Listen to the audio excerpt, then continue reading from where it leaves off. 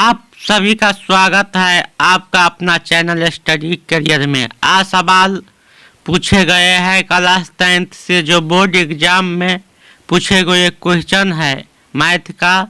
एक क्वेश्चन आपको board exam में रिपीट क्वेश्चन है। आइए, आप कहीं से कोचिंग पढ़े हुए हैं तो आप ऑब्जेक्टिव टाइप का क्वेश्चन सॉल्व कर पाएंगे। चलिए हम सवाल को देखते हैं। आप वीडियो को शुरू से अंत तक ज़रूर देखें ताकि हम आपको क्वेश्चन को आंसर के साथ आपको सॉल्व करके समझाएंगे। चलिए, सवाल 1 में कहा गया है यदि a का गुणनखंड है 2 के पावर 3 गुने 3 गुने 5, b का गुणनखंड है 2 के पावर 4 गुने 5 गुने 7, तो कह रहा है लॉसर क्या होगा। तो लॉसर कैसे निकलेगा? लॉसर का मतलब क्या होता है? 2 के पावर 3 गुने कितने 5 और 2 के पावर कितना 4 गुने 5 गुने 7। लॉसर का मतलब होता है जो अंक मिलेगा वो भी और नहीं मिलेगा वो भी। जो मिलेगा उसका बड़का पावर और जो नहीं मिलेगा उसको भी हम लिखेंगे।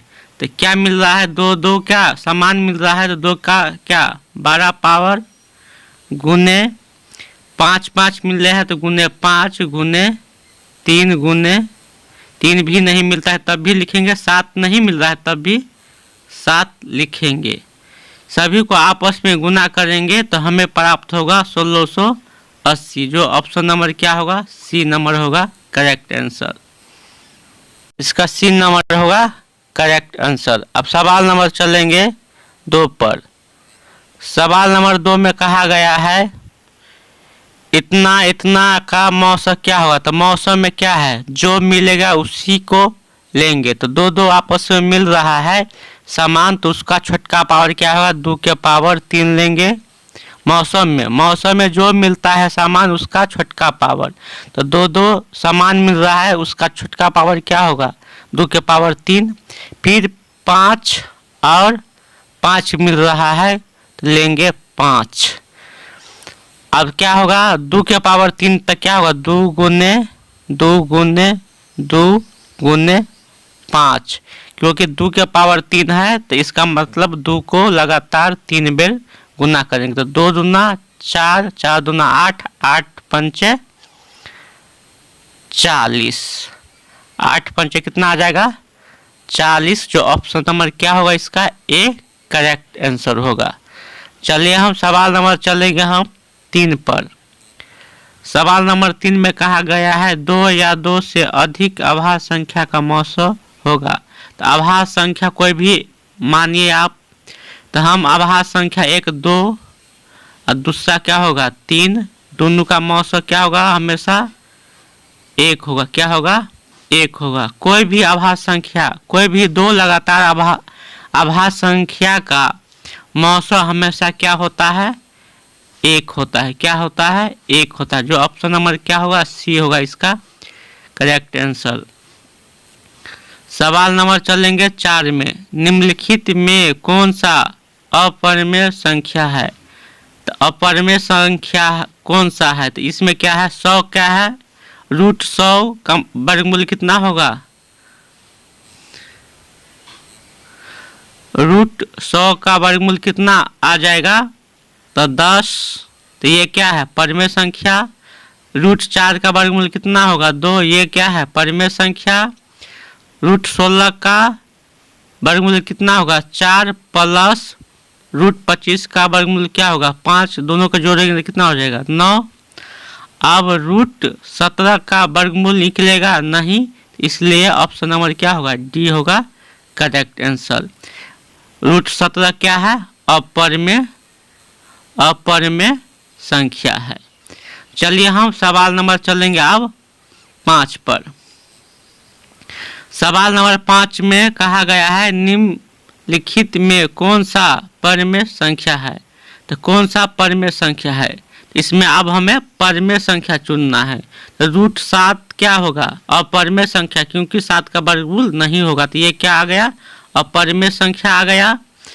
√2/√7 ये भी क्या होगा? अपरिमेय संख्या आ गया। √3/√7 क्या हो गया, ये भी क्या आ गया, अपरिमेय संख्या हो गया। अब क्या है, √49/√80, तो 49 का वर्गमूल क्या हो जाएगा 7 और 81 का वर्गमूल क्या हो जाएगा 9, तो क्या होगा 7/9 क्या हो जाएगा, ये परिमेय संख्या, ये क्या आ जाएगा परिमेय संख्या। इसलिए ऑप्शन नंबर हमें क्या सही होगा, डी नंबर करेक्ट आंसर होगा। एक बात आप ऑब्जेक्टिव क्वेश्चन को बनाने के लिए एक बात आप जरूर ध्यान रखें, अगर परिमेय और अपरिमेय में आपको पूछ रहा है, अगर रूट लगा हुआ है, अगर वो अंक का वर्गमूल आ रहा है तो वो क्या हो जाएगा परिमेय संख्या। अगर रूट लागल है और उसका वर्गमूल नहीं आ रहा है तो वो क्या हो जाएगा अपरिमेय संख्या। अब सवाल नंबर चलेंगे 6 में। तो सवाल नंबर 6 में कहा गया है, दो परिमेय संख्याओं के बीच अधिकतम कितनी परिमेय संख्या हो सकती है।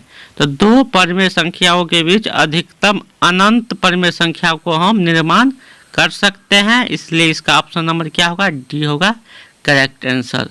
चलिए हम सवाल नंबर चलेंगे 7 में। 7 नंबर में कहा गया है, निम्न में से कौन परिमेय संख्या है। तो परिमेय संख्या कौन है इसमें हम ढूंढेंगे। ऑप्शन नंबर ए में √3 क्या है, वो है अपरिमेय संख्या। बी नंबर में है 2√2/√2, तो 2 से 2 क्या हुआ कट गया, बच गया क्या 2, 2 क्या हो जाएगा परिमेय संख्या, क्या हो जाएगा परिमेय संख्या। यहाँ पर जो ऑप्शन नंबर इसमें क्या होगा, बी होगा इसका करेक्ट आंसर। फिर आप सी नंबर में क्या है 4 + √5, ये भी क्या है अपरिमेय संख्या। √6 की क्या है अपरिमेय संख्या। चलिए हम सवाल नंबर चलेंगे 8 पर। सवाल नंबर 8 में कहा गया है, म से AB गुने ल से AB बराबर क्या होगा। तो क्या होता है, इसका मतलब है ए हो गया पहली संख्या, इसका मतलब होता है ए क्या हो गया पहली संख्या, बी हो गया दूसरी संख्या। तो क्या होता है फार्मूला, पहली संख्या गुने दूसरी संख्या बराबर म स गुने ल स। तो पहली संख्या कितना है ए, तो ए गुने क्या हो जाएगा बी, जो ऑप्शन नंबर क्या होगा सी नंबर करेक्ट आंसर होगा। ऑप्शन नंबर क्या होगा सी नंबर होगा करेक्ट आंसर। आप चलेंगे सवाल नंबर 9 में। सवाल नंबर 9 में दिया गया है 6/7 का दशमलव प्रसार क्या होगा। तो क्या है 6 क्या है 7, तो ये क्या हो जाएगा अशांत, क्या हो जाएगा अशांत होगा, जो ऑप्शन नंबर क्या होगा बी होगा इसका करेक्ट आंसर। शांत होने का शर्त होता है Q/2 के पावर क्या n गुने 5 के पावर m। अगर इस रूप में रहता तो क्या होता शांत होता, लेकिन है क्या 6/7 के रूप में है, तो ये क्या हो जाएगा अशांत होगा।